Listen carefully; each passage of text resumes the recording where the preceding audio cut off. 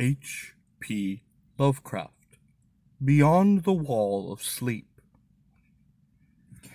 I have frequently wondered if the majority of mankind ever pause to reflect upon the occasional titanic significance of dreams, and of the obscure world to which they belong.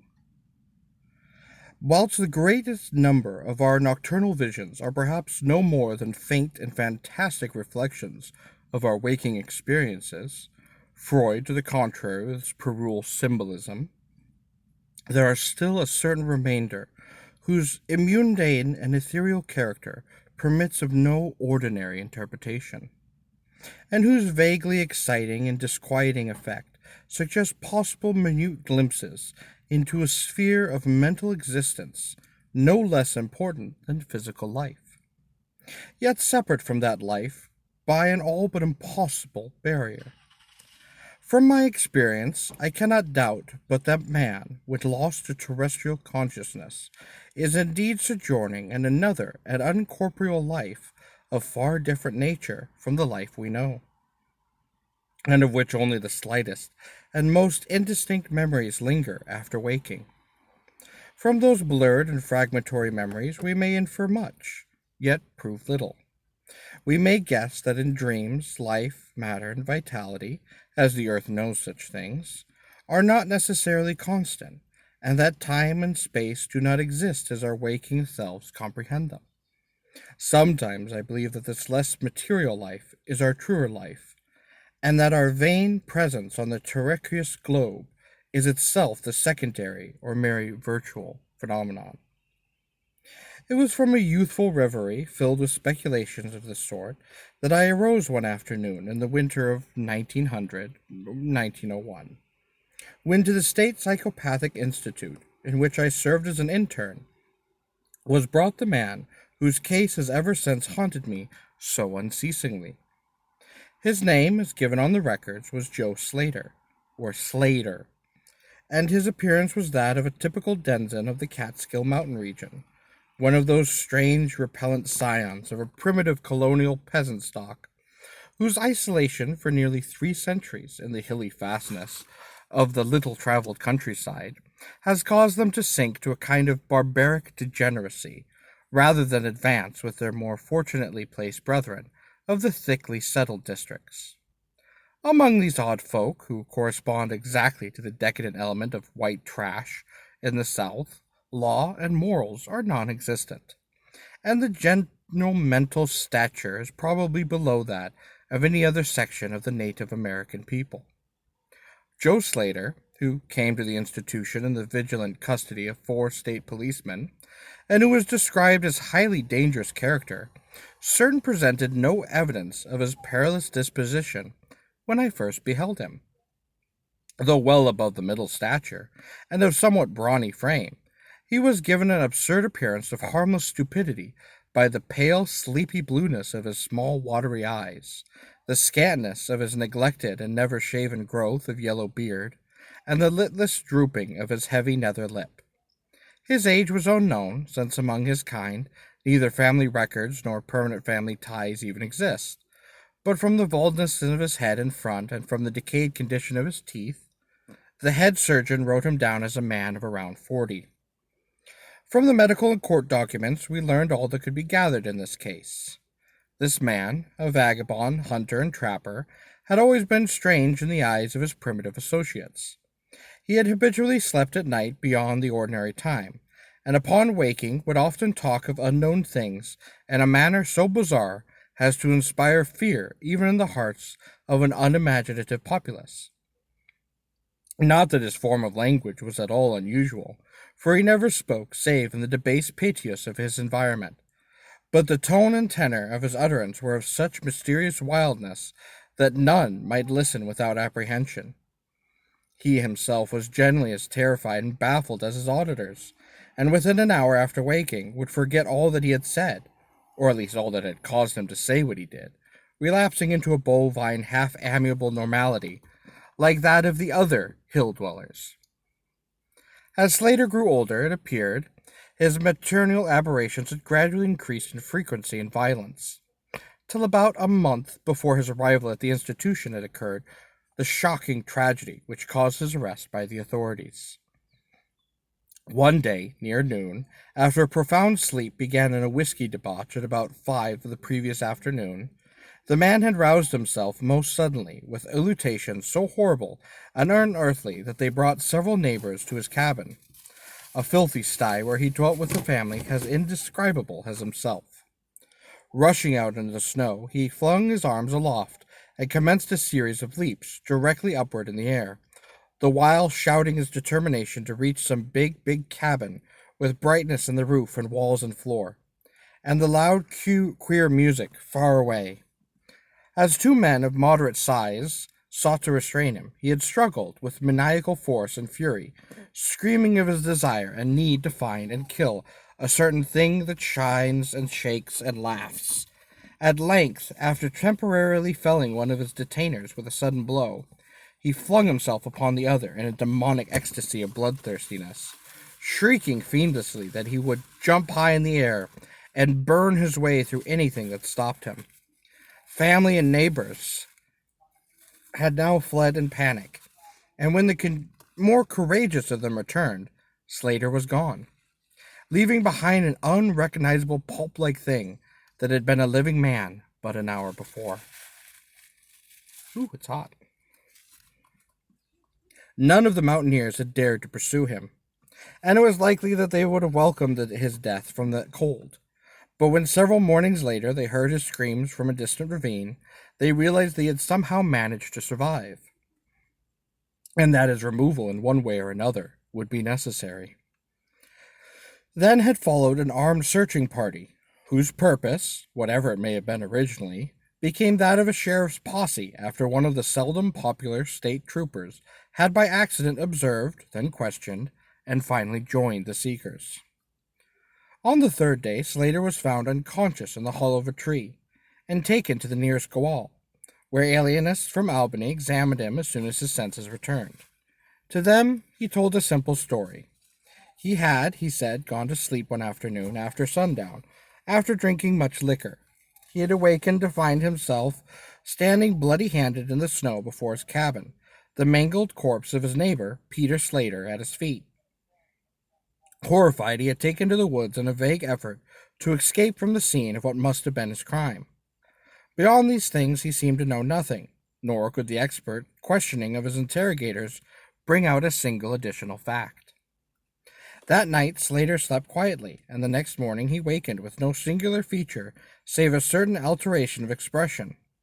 Dr. Bernard, who had been watching the patient, thought he noticed in the pale blue eyes a certain gleam of peculiar quality, and in the flaccid lips an all but impenetrable tightening, as if of intelligent determination. But when questioned, Slater relapsed into the habitual vacancy of the mountaineer, and only reiterated that he had said on the preceding day. On the third morning occurred the first of the man's mental attacks. After some show of uneasiness and sleep, he burst forth into a frenzy so powerful that the combined efforts of 4 men were needed to bind him in a straitjacket. The alienists listened with keen attention to his words, since their curiosity had been aroused to high pitch by the suggestive that mostly conflicting and incoherent stories of his family and neighbors. Slater raved for upward of 15 minutes, babbling in his backward dialect of greater edifices of light, oceans of space, strange music, and shadowy mountains and valleys. But most of all did he dwell upon some mystical blazing entity that shook and laughed and mocked at him. The vast, vague personality seemed to have done him a terrible wrong, and to kill it in triumphant revenge was his paramount desire. In order to reach it, he said, he would soar through abysses of emptiness, burning every obstacle that stood in his way. Thus ran his discourse, until the greatest suddenness he ceased. The fire of madness died from his eyes, and in dull wonder he looked at his questioners and asked why he was bound. Dr. Bernard unbuckled the leather harness, and did not restore it till night, when he succeeded in persuading Slater to don it of his own violation, for his own good. The man had now admitted that he sometimes talked queerly, though he knew not why. Within a week 2 more attacks appeared, but from them the doctors learned little. On the source of Slater's visions they speculated at length, for since he could neither read nor write, and had apparently never heard a legend or a fairy tale, His gregarious imagery was quite inexplicable. That it could not come from any known myth or romance was made clearly, especially by the fact that the unfortunate lunatic expressed himself only in his own simple manner. He raved of things he did not understand, and could not quite interpret, things which he claimed to have experienced, but which he could not have learned through any normal or connected narration. The alienist soon agreed that abnormal dreams were the foundation of the trouble, dreams whose vividness could for a time completely dominate the waking mind of this basically inferior man. With due formality, Slater was tried for murder, acquitted on the ground of insanity, and committed to the institution wherein I held so humble a post. I have said that I am a constant speculator concerning dream life, and from this you may judge of the eagerness with which I applied myself to the study of the new patient as soon as I had fully ascertained the facts of his case. He seemed to sense a certain friendliness in me, born no doubt of the interest I could not conceal, and the gentle manner in which I questioned him.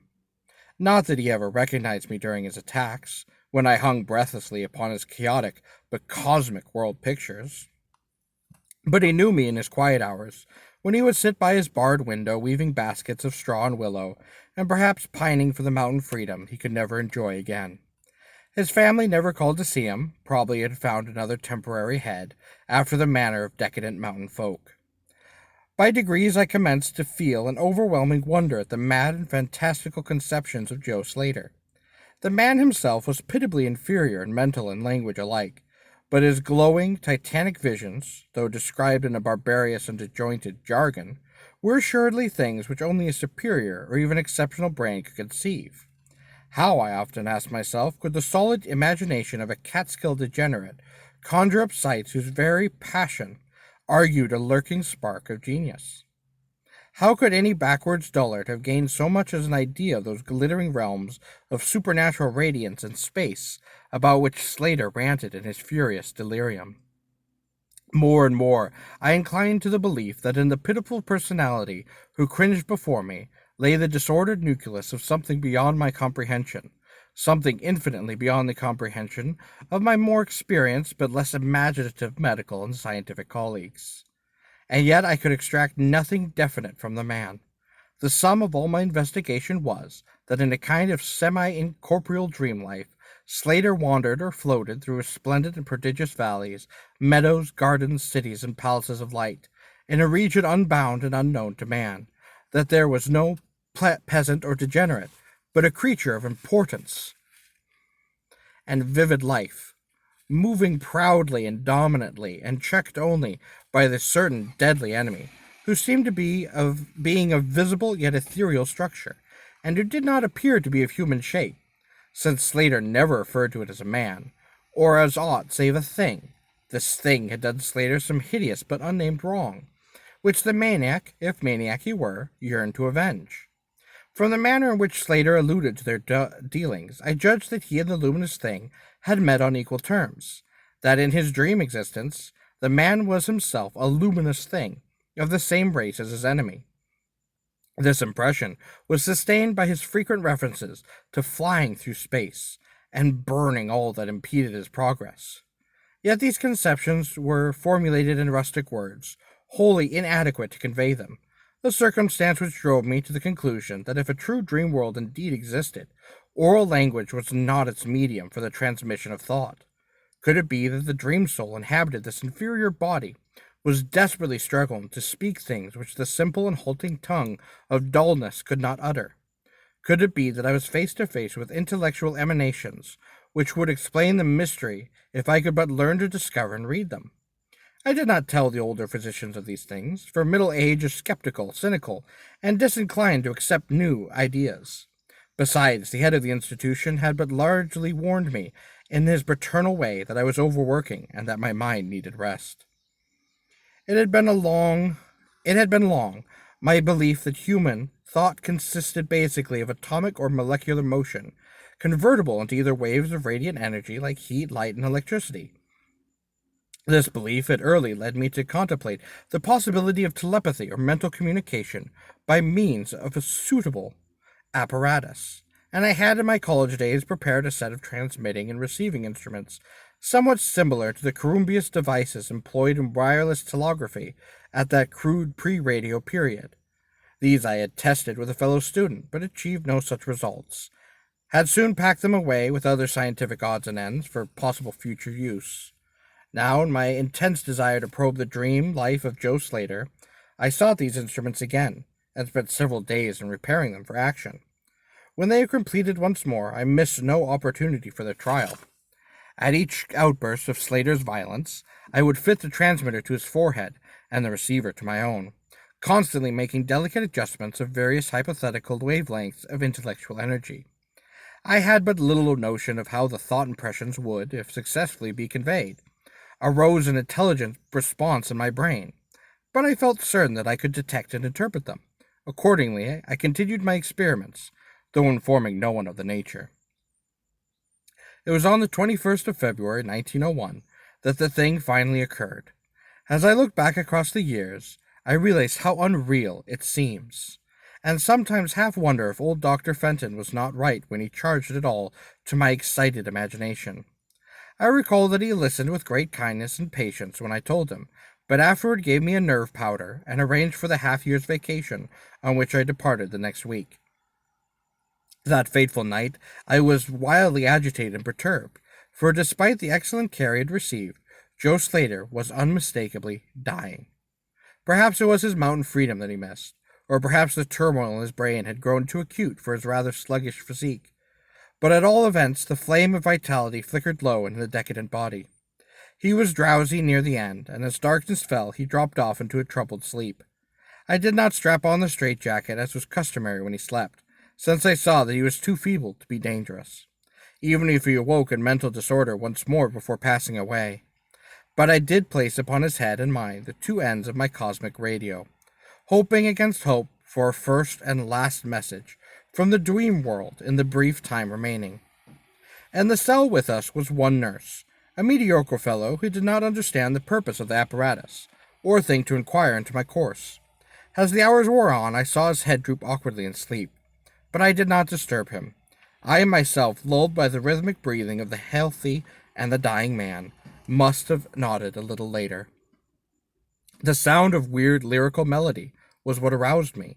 Chords, vibrations, and harmonic ecstasies echoed passionately on every hand, while on my ravished sight burst the stupendous spectacle of ultimate beauty. Walls, columns, and architraves of living fire blazed effulgently around the spot where I seemed to float in air, extending upward to an infinitely high-vaulted dome of indescribable splendor, blending with this display of parietal magnificence, or rather supplanting it at times in kaleidoscopic rotation, were glimpses of wide plains and graceful valleys, high mountains and inviting grottos, covered with ever lovely attribute of scenery which my delighted eye could conceive of, yet formed wholly of some glowing ethereal plastic entity, which in consistency partook as much of spirit as of matter. As I gazed, I perceived that my own brain held the key to these enchanting metamorphoses, for each vista which appeared to me was the one my changing mind most wished to behold. Amidst this Elysian realm I dwelt not as a stranger, for each sight and sound was familiar to me, just as it had been for some uncounted aeons of eternity before, and would be for like eternities to come. Then the resplendent aura of my brother of light drew near, and held colloquially with me, soul to soul, with silent and perfect interchange of thought. The hour was one of approaching triumph, for was not my fellow being escaping at last from a degrading periodical bondage, escaping forever and preparing to follow the accused oppressor even unto the outermost fields of ether, that upon it might be wrought a flaming cosmic vengeance which would shake the spheres. We floated thus for a little time, when I perceived a slight blurring and fading of the objects around us, as though some force were recalling me to earth, where I least wished to go. The form near seemed me to feel a change also, for it gradually brought its discourse toward a conclusion, and itself prepared to quit the scene, fading from my sight at a rate somewhat less rapid than that of the other objects. A few more thoughts were exchanged, and I knew that the luminous one and I were being recalled to bondage, though for my brother of light it would be the last time. The sorry planet's shell being well nigh spent, in less than an hour my fellow would be free to pursue the oppressor along the Milky Way, and past the hither stars to the very confines of infinity. A well-defined shock separates my final impression of the fading scene of light from my sudden and somewhat shamefaced awakening and straightening up in my chair as I saw the dying figure on the couch move hesitantly. Joe Slater was indeed awakening, though probably for the last time. As I looked more closely, I saw that in the shallow cheeks shone spots of color, which had never before been present. The lips, too, seemed unusual, being tightly compressed, as if by the force of a stronger character than had been Slater's. The whole face finally began to grow tense, and the head turned restlessly with closed eyes. I did not arouse the sleeping nurse, but readjusted the slightly disarranged headbands of my telepathic radio, intent to catch any parting message the dreamer might have to deliver. All at once the head turned sharply in my direction, and the eyes fell open, causing me to stare in blank amazement at what I beheld. The man who had been Joe Slater, the Catskill decadent, was now gazing at me with a pair of luminous, expanded eyes, whose blue seemed subtly to have deepened. Neither mania nor degeneracy was visible in that gaze, and I felt beyond a doubt that I was viewing a face beyond which lay an active mind of high order. At this juncture my brain became aware of a steady external influence operating upon it. I closed my eyes to concentrate my thoughts more profoundly, and was rewarded by the positive knowledge that my long-sought mental message had come at last. Each transmitted idea formed rapidly in my mind, and though no actual language was employed, my habitual association of conception and expression was so great that I seemed to be receiving the message in ordinary English. "Joe Slater is dead," came the sole petrifying voice or agency from beyond the wall of sleep. My opened eyes sought the couch of pain in curious horror, but the blue eyes were still calmly gazing, and the countenance was still intelligently animated. "He is better dead, for he was unfit to bear the active intelligence of cosmic entity. His gross body could not undergo the needed adjustments between ethereal life and plant life. He was too much of an animal, too little a man, yet it is through his deficiency that you've come to discover me, for the cosmic and planet souls rightfully should never meet. He has been my torment and diurnal prison for 42 of your terrestrial years. I am an entity like that which you yourself became in the freedom of dreamless sleep. I am your brother of light, and have floated with you in the Fugilant valleys. It is not permitted me to tell your waking earth self of your real self. But we are all roamers of vast spaces, and travelers in many ages. Next year I may be dwelling in the dark Egypt which you call ancient, or in the cruel empire of Sun Chan, which is to come 3,000 years hence. You and I have drifted to the worlds that reel about the red Arcturus, and dwelt in the bodies of the insect philosophers that crawl proudly over the fourth moon of Jupiter. How little does the earth self know of life and its extent, how little indeed ought to know for its own tranquillity. Of the oppressor I cannot speak. You on earth have unwittingly felt his distant presence. You, without knowing it, gave its blinking beacon the name of Algol the demon star. It is to meet the conqueror of the oppressor that I have vainly striven for eons, held back by bodily encumbrances. Tonight I go as a nemesis, bearing just and blazing cataclysm vesmich. Watch me in the sky close by the demon star. I cannot speak longer, for the body of Joe Slater grows cold and rigid, and the coarse brains are ceasing to vibrate as I wish. You have been my friend in the cosmos. You have been my only friend on this planet. The only soul to sense and seek for me within the repellent form which lies on this couch. We shall meet again, perhaps in the shining mists of Orion's sword, perhaps on the bleak plateau in prehistoric Asia, perhaps in unremembered dreams tonight, perhaps in some other form an aeon hence, whence the solar system should have been swept away." At this point the thought waves abruptly ceased, and the pale eyes of the dreamer, or can I say dead man, commenced to glaze fishily. In a half-stupor, I crossed over to the couch and felt of his wrist, but found it cold, stiff, and pulseless. The shallow cheeks paled again, and the thick lips fell open, disclosing the repulsively rotten fangs of the degenerate Joe Slater. I shivered, pulled a blanket over the hideous face, and awakened the nurse. Then I left the cell and went silently to my room. I had an insistent and unaccountable craving for sleep, whose dreams I should not remember. The climax? What plain tale of science can boast of such a rhetorical effect?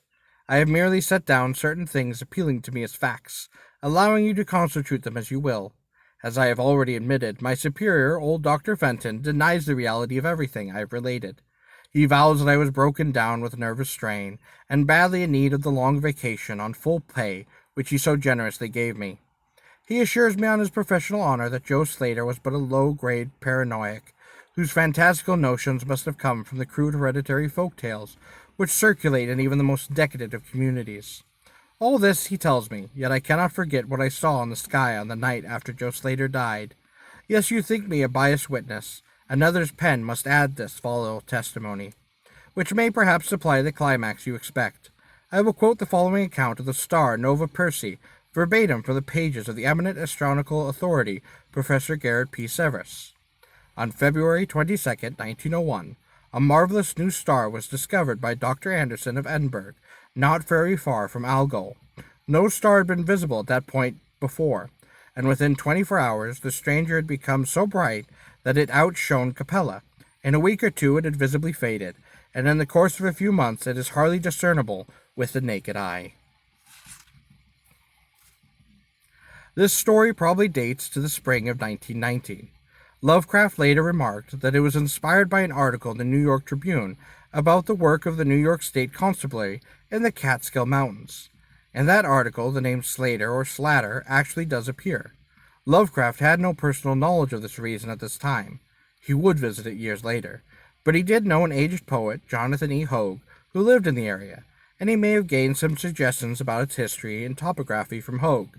The story, first published in Pine Cones, October 1919, anticipates some features from The Shadow Out of Time. I have an exposition of sleep come upon me. William Shakespeare.